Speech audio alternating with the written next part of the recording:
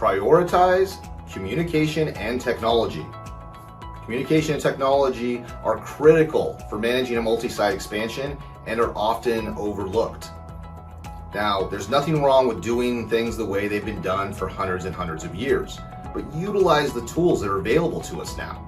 We have live updates, apps on our phone, construction management software, ways to communicate with each other in a live time basis. Using technology to streamline communication between different locations and prioritize regular communication with your team to ensure that everyone's on the same page.